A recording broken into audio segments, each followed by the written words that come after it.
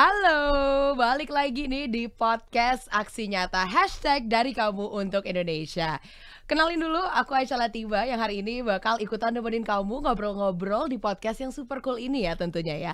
Sebelum kita mulai, aku mau ngasih salam dulu nih khas podcast kita, yaitu adalah salam aksi nyata dari kamu untuk Indonesia tentunya. Happy banget Aisyah Latiba di sini bisa nemenin sampai acara ini berakhir. Tapi tenang aja ya, untuk kamu yang lagi nonton, podcast ini tayang di berbagai platform, yaitu ada di Instagram, ada Twitter juga, TikTok, Facebook Partai Perindo di @partaiperindo, di RCTI Plus, di Okezone, Sindonews, inews.id, YouTube Partai Perindo dan juga website Partai Perindo tentunya. Dan Aisyah juga pengen ngasih kamu kabar bahagia kalau kita bakal bagi e-voucher belanja totalnya Rp300.000.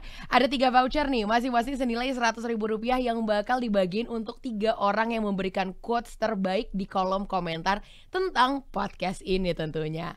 Makanya harus stay tune karena kita punya tema yang menarik banget untuk hari ini, yaitu adalah salut menyalurkan kreativitas melalui secari kertas hingga ke mancanegara. Kalau ngomongin gimana sih kertas bisa ke mancanegara itu tuh kenapa? Nah makanya Aisyah gak bisa ngobrol sendirian karena Aisyah udah kedatangan bintang tamu spesial kita.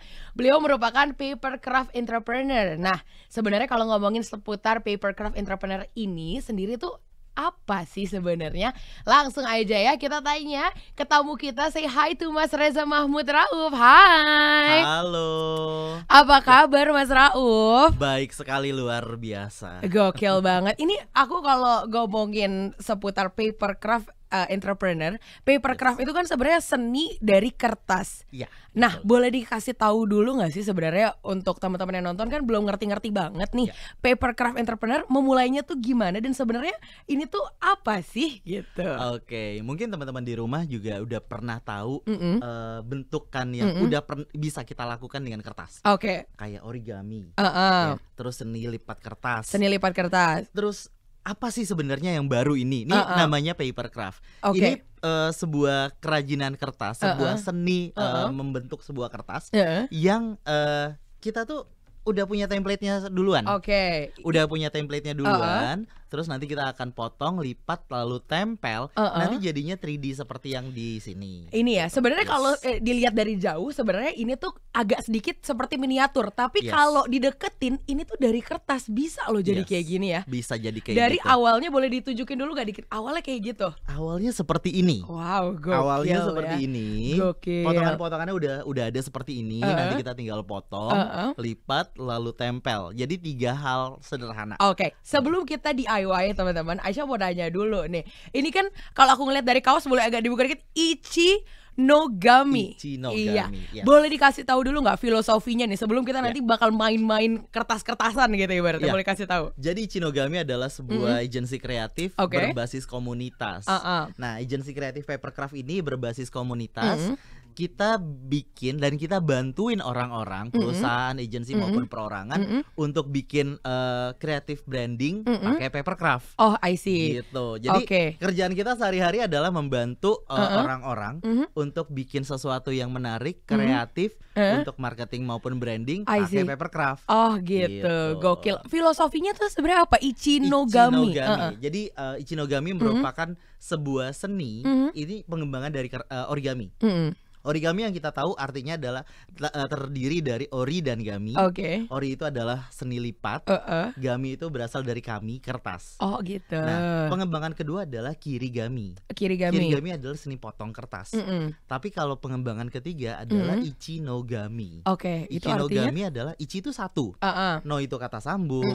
Gami itu yang dari kertas juga. Jadi satu bentuk kertas.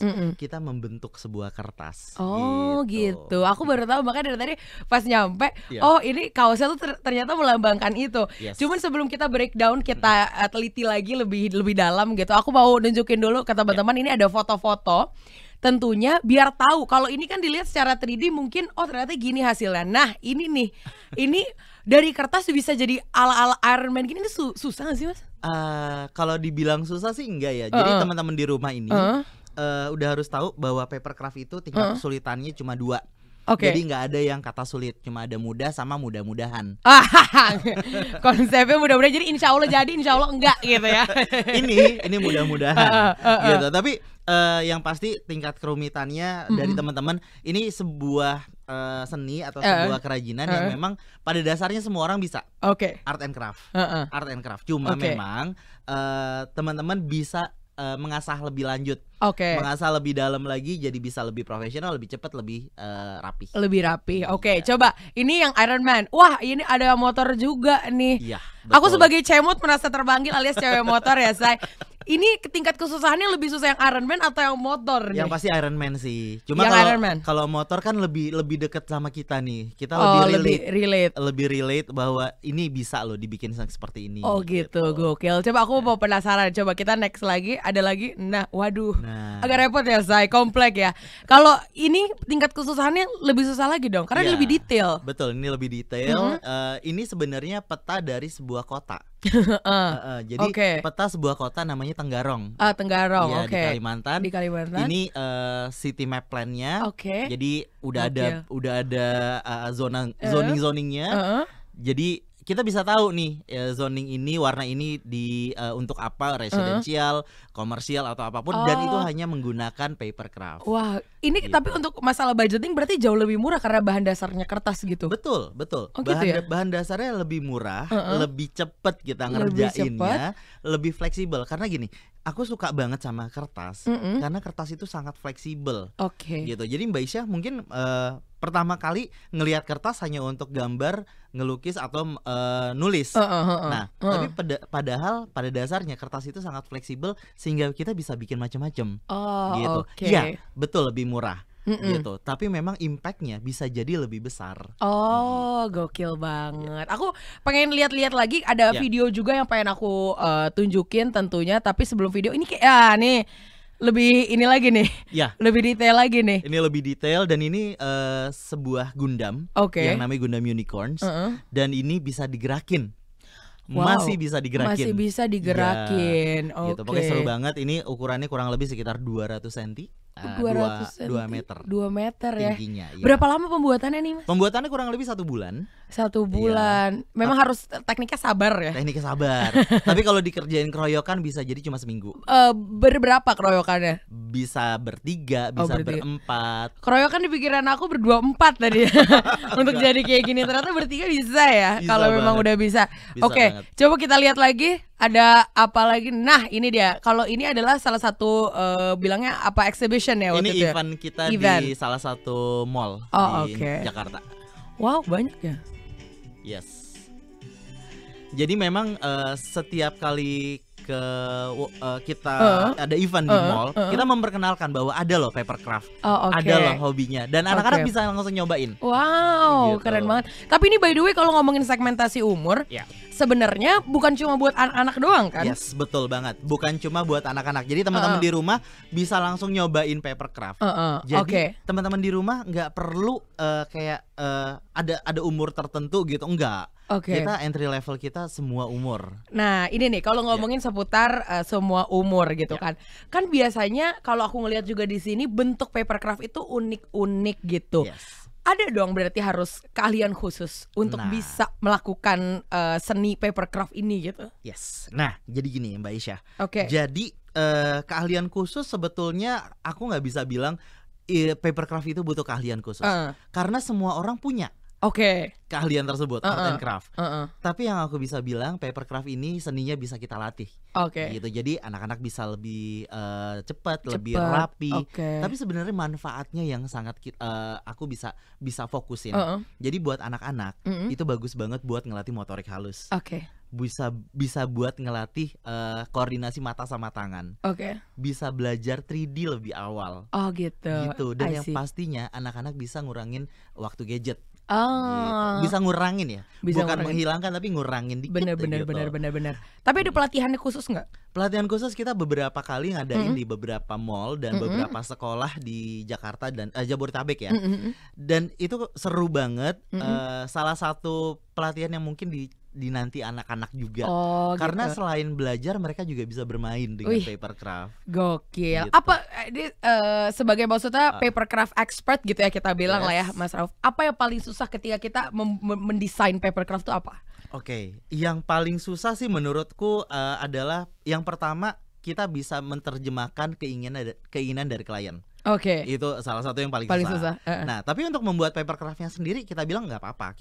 Kita expert loh di situ. Iya. Karena jadi, suka juga. Kita suka banget. Kita suka banget. Tapi memang salah satu yang tersulit yang jadi tantangan tinggi itu adalah membuat papercraft dengan ukuran besar. Oke. Yang tadi yang si Gundam itu 200 cm belum terlalu besar. Oh belum ada 200 meter? Enggak. Udah. Jadi kami Ichinogami Papercraft Expert itu sampai sekarang masih pegang rekor muri untuk papercraft terbesar setinggi 10 meter. Wih gokil. Yang di studio tepuk tangan dulu dong. 10 meter loh. Bentar lagi nanti ambil AS Monas gitu ya Mas, mau coba? Bisa jadi. Susah ya. Tapi memang ya punya tingkat kesulitan tersendiri kan. Aku dari tadi ini udah ngeliat lah dasar-dasar. Lo sotoy banget. Ya ampun gue. Ini aku pengen coba gitu biar teman-teman di rumah juga bisa ngeliat gitu. Sebenarnya papercraft ini bisa loh dilakuin loh. Bisa banget. Ini kan dari kertas kayak gini ya berarti. Ujung-ujungnya biar bisa jadi kayak kucing-kucing lucu manjalita kayak gini itu gimana sih Mas Rauf? Jadi pertama udah dipotong nih, ceritanya udah dipotong. Terus kita lipat. Oke, disama-samain sama ini kan ada titik nomor-nomornya nih. Udah ada nomor-nomornya, udah ada garis lipatannya, nanti tinggal dilipat aja. Sama kayak kita kalau dulu pernah bikin kubus di zaman SMP atau SMA, kurang lebih sama seperti itu.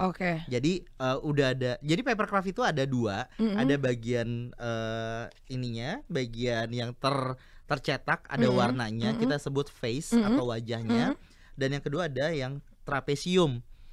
Ini bagian untuk menempel. Oh nanti ini pakai lem gitu ya? Betul. Nanti udah dilipat-lipat, dipotong, udah dilipat, lalu tinggal disatu-satuin aja. Terus ngikutin instruksinya. Jadi biasa ada instruksinya. Instruksinya ini ada urutan penempelan. Gitu. Nanti tinggal ditempel pakai lem kertas aja. Jadi mungkin teman-teman ini contoh yang benar, ini contoh yang salah ya. Karena aku belum melipat sama sekali. Yang penting kan ada 2 contoh ya. Gitu ya. By the way, Mas Rauf, ini kan kalau ngomongin papercraft, tadi aku ngeliat juga eventnya banyak yang di luar off air tentunya. Ketika kemarin terbentrok 2 tahun pandemi, berarti pelatihannya pelatihan online gitu dong. Betul banget. Jadi salah satu tantangan terbesar kami adalah switching.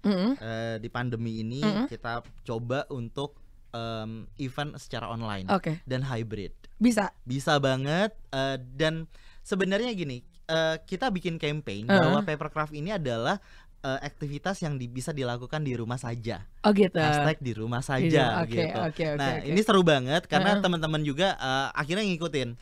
Papercraft di rumah saja, mereka posting fotonya, mereka bikin aktivitas di rumah bareng keluarga, orang tua, anak dan juga sekeluarga ya. Teman-temannya dan lain-lain.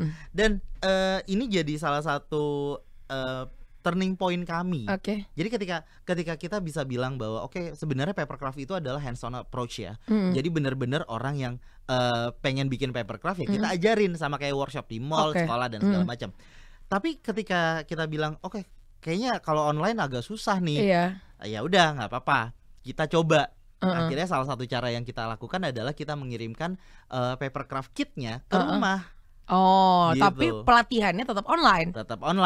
Atau kalau misalnya sama sekali kita nggak bisa kirim, misalnya di luar kota atau di luar negeri, itu kita kirimkan filenya, mereka tinggal ngeprint aja. Gitu. I see. Jadi kita ada salah satu workshop online kami yang paling jauh itu di Kenya. Kenya. Afrika. Iya. Ya Allah, jauh amat. Kok bisa sampai ke situ Mas Rauf? Jadi kami diundang oleh salah satu teman-teman karena kami juga suka banget sharing secara internasional. Mereka ngelihat kayaknya papercraft bagus banget dan katanya gimana kalau kita workshop secara online. Akhirnya dapet, kita coba siapin karena dikirimnya dikirim papercraftnya juga nggak mungkin. Akhirnya kita kirim filenya aja gitu. Jadi dan itu anak-anaknya seneng banget. Dan itu memang jadi salah satu kegiatan antar negara yang anak-anak Indonesia ngikutin, anak-anak yang di Kenya juga ngikutin. Yang ikut itu range umur berapa sampai berapa? Kalau yang itu anak-anaknya mulai dari 8 sampai 12 tahun. 8 sampai 12 tahun mereka gunting, potong, lipat, dan itu ditemenin sama orang tuanya juga. Acaranya kurang lebih sekitar 60 menitan aja, tapi seru banget ketika pas terakhirnya mereka ngeliatin papercraftnya udah jadi gitu. Itu senang banget. Dan itu yang kita lakukan bener-bener beda zona waktunya, beda negaranya, beda bahasanya. Betul. Zona nyamannya juga beda ya? Beda, ada lagu dong. Beda. Tapi by the way Mas Rauf, kalau tadi bilang range umur, ya betul. Aku nggak ngerasanya berarti ini anak-anak ya? Ada yang anak-anak.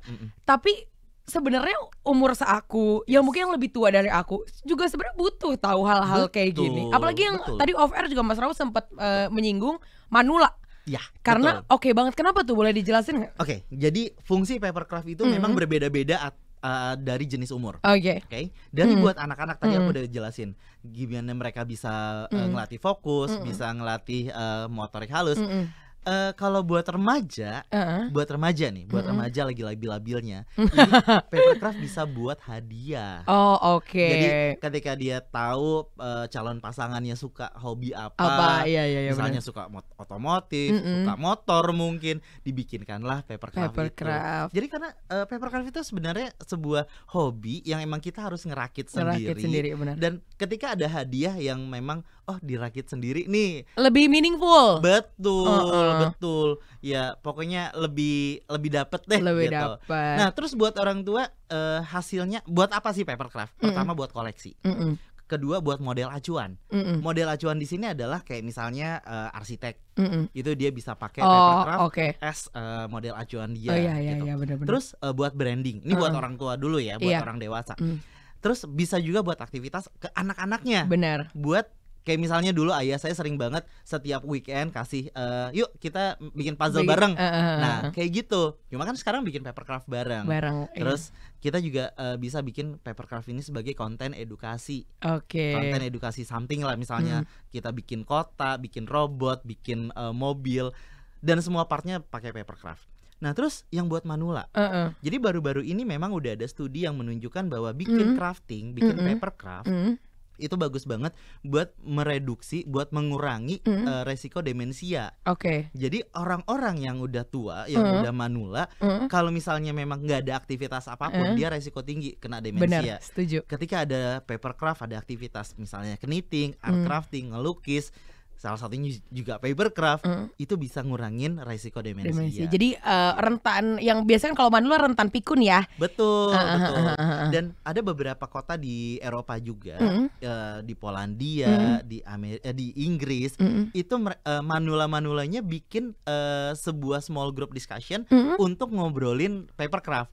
Kadang-kadang mereka juga per tahunnya ada eksebisi khusus manula. Dan itu bener-bener detail banget. Kita sebagai anak muda yang ngelihat hasil dari papercraftnya orang manula yang di Eropa, itu kayak anak kecil ngelihat hasil karya orang dewasa. Itu keren banget dan detail-detail banget. Mereka udah pakai kaca pembesar, loop, dan pakai pinset untuk bikin papercraft detail. Keren. Gitu.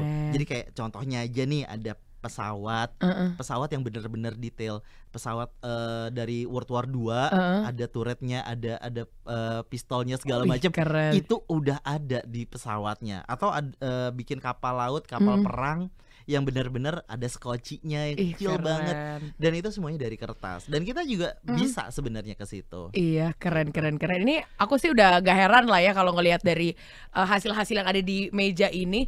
Pasti Mas Rauf juga udah pernah ngelihat hasil-hasil orang-orang yang ikut di dalam papercraft ini gitu, juga pasti keren-keren banget. By the way, udah 12 tahun berarti Mas Rauf ya? Iya, sekarang masuk ke 12 tahun. Tapi masuk ke 12 tahun. Awalnya sebenarnya nggak 12 tahun aja sih, lebih dari itu untuk inisiasinya. Tapi yang kita mendeklarasikan nama komunitas Ichinogami itu 12 tahun. Kalau dari tadi ceritanya kan tentang ya ini orang pengen nyoba papercraft aja.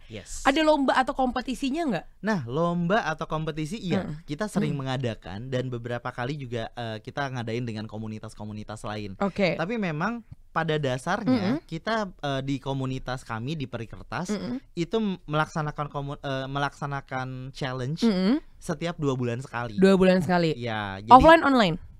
Secara online. Nah, memang ada beberapa kali yang offline juga, tapi karena pandemi sekarang kita jadi online. Ya kriterianya sih ya kurang lebih antara kerapihan, kecepatan sama likes. Gitu. Oh, jadi abis itu diposting di social media. Betul banget. Jadi itu buat nambahin engagement. Jadi I see. Pada dasarnya gini, kita bikin, tapi nggak semua orang yang misalnya dia punya backer yang banyak banget, likes banyak banget, tapi hasil karyanya biasa aja.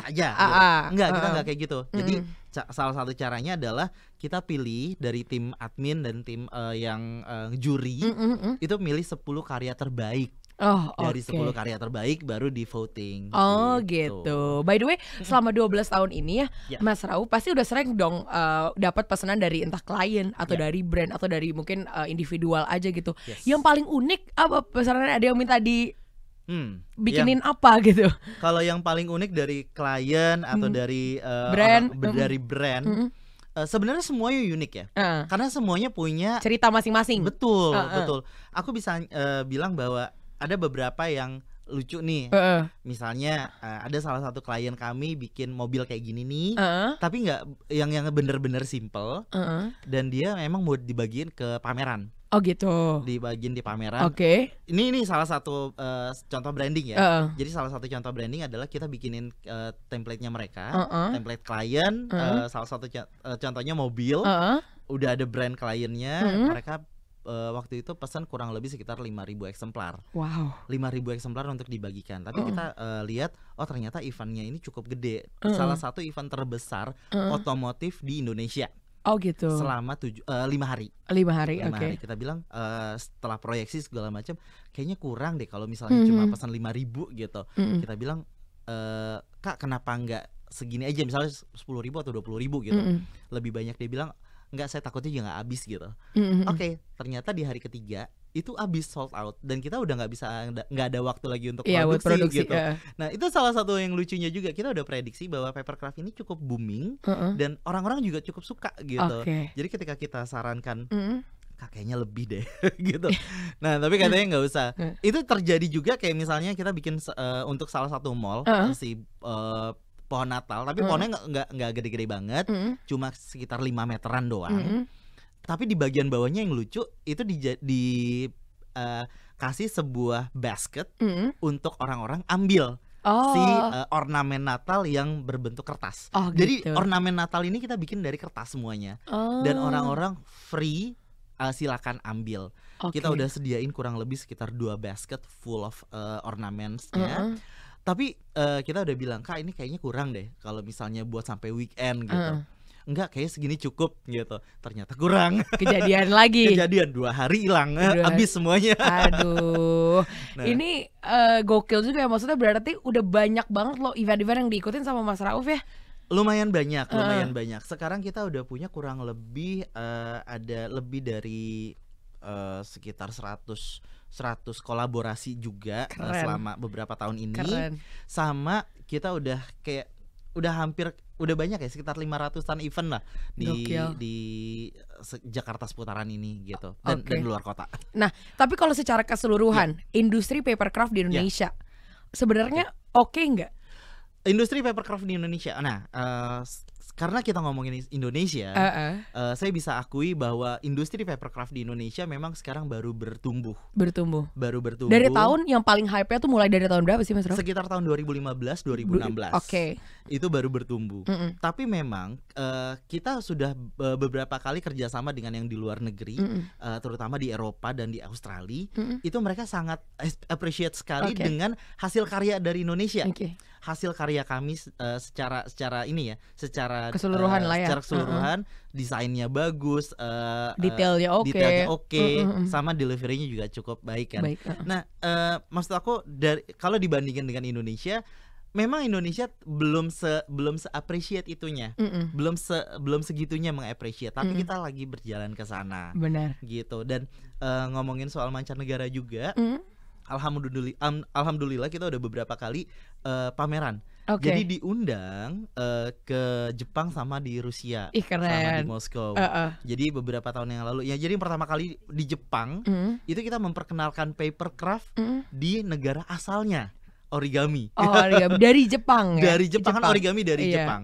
Tapi untuk yang papercraft sendiri kita bisa bilang asalnya bukan hanya dari Jepang tapi juga dari Eropa Timur. Gitu. Dan dikembangkan juga di Indonesia. Jadi seru banget dari papercraft kayak gini kita bisa memperkenalkan Indonesia ke negara asli yang memang di Jepang ya. Di Jepang, negara aslinya origami dan itu mereka excited banget. Tapi yang seru banget yang di Moskow. Jadi di Moskow itu kita benar-benar memperkenalkan tari Bali yang ini, si Legong Dancer sama si Barongnya. Dan itu mereka cukup senang sekali, cukup excited dan mereka mau ikutan workshop papercraft juga. Keren. Gitu. Ini kan kalau ngomongin seputar industri papercraftnya sendiri.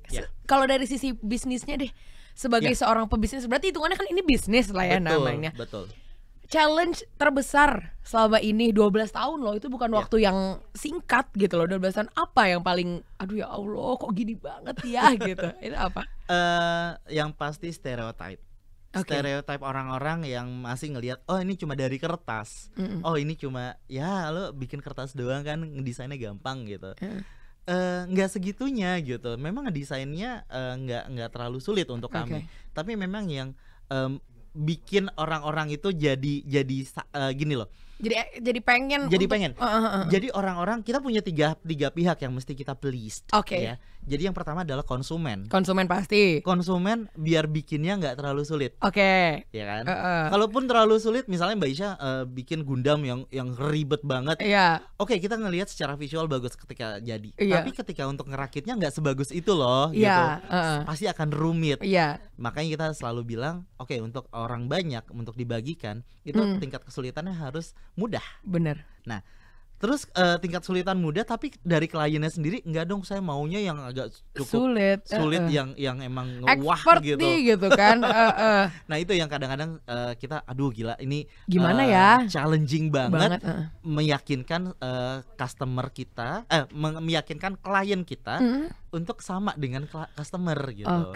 Nah jadi akhirnya beberapa kali kita bikin brainstorm bareng, kita ketemu bareng.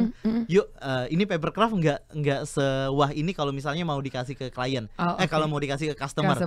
Emang harus yang mudah. Tapi akhirnya mereka dan most of them ngerasa bahwa ini jadi salah satu salah satu hal baik lah ya. Iya, salah satu campaign yang memang bagus gitu. Ketika ngasihnya yang sulit, orang-orang nggak terlalu banyak yang excited. Tapi ketika dikasih yang mudah tapi memang meaningful, orang-orang banyak yang excited. Keren. Ini menurut aku ya salah satu bentuk promosi baru yang keren banget sebenarnya, kece banget dan bisa didapetin untuk semua segmen umur gitu ya. Betul banget. Nah, Mas Rauf, by the way, kalau ngomongin seputar papercraft goes to mancanegara ibaratnya, sebagai pengusaha juga papercraftpreneur aku bilangnya lah ya.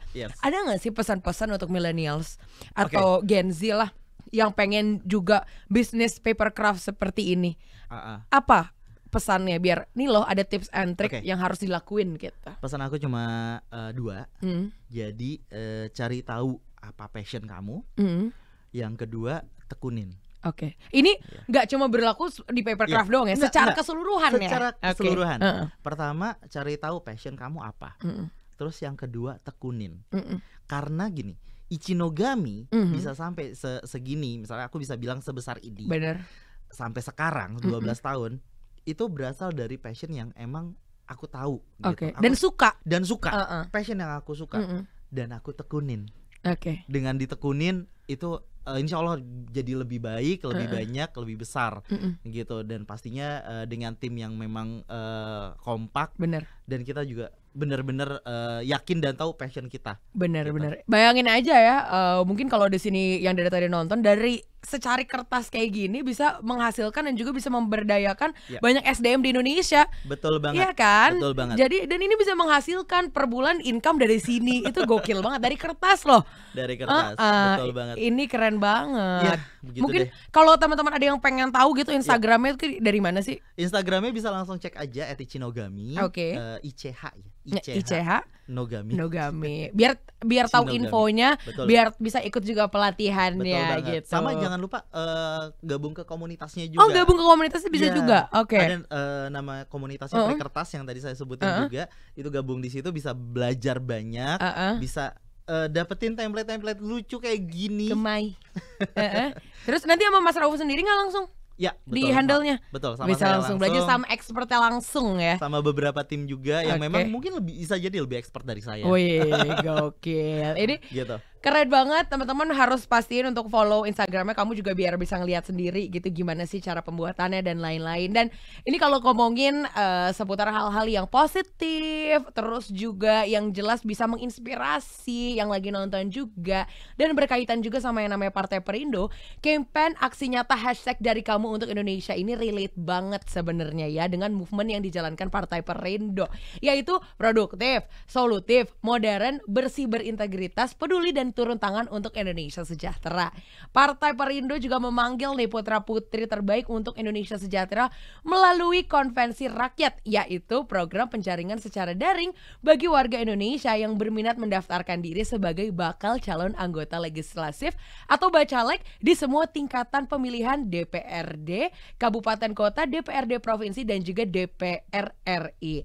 Yang pengen ngedaftar nih caranya gampang banget. Untuk detailnya bisa langsung kunjungi website www.konvensirakyat.com, dan untuk mendaftar sebagai anggota Partai Perindo bisa mengunjungi website www.partaiperindo.com atau klik bit.ly/member Partai Perindo tentunya ya. Dan bagi kamu yang sudah memberikan quotes terkait dengan tema hari ini, kita bakal ngumumin 3 pemenangnya pada minggu depan di Instagram Partai Perindo, tentunya di @partaiperindo ya. Thank you so much loh Mas Rauf. Yes, aku sama-sama. Happy banget. Mungkin terakhir banget, ada lagi yang mau disampaikan nggak? Kayaknya segitu aja dulu. Ya. Semoga teman-teman Indonesia, teman-teman di rumah juga makin kreatif lagi. Amin. Bisa ikutan juga untuk ngerasain gimana sih bikin papercraft, karena papercraft itu harus di-experience.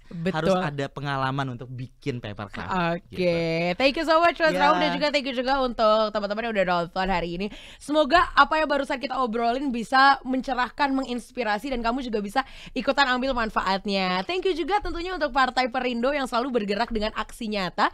Semoga Partai Perindo semakin sukses dan maju terus untuk Indonesia sejahtera. Salam aksi nyata hashtag dari kamu untuk Indonesia. Sampai jumpa lagi di podcast episode berikutnya. Aisyah Latifah pamit, bye-bye. Marilah seluruh rakyat Indonesia, arahkan pandanganmu ke depan. Raihlah mimpimu bagi Nusa Bangsa, satukan tekad untuk masa depan. Pantang menyerah, itulah pedomanmu. Hentaskan kemiskinan cita-citamu, rintangan tak menggentarkan dirimu. Indonesia maju, sejahtera tujuanmu, nyalakan api semangat perjuangan. Denungkan gema, nyatakan persatuan oleh Perindo, oleh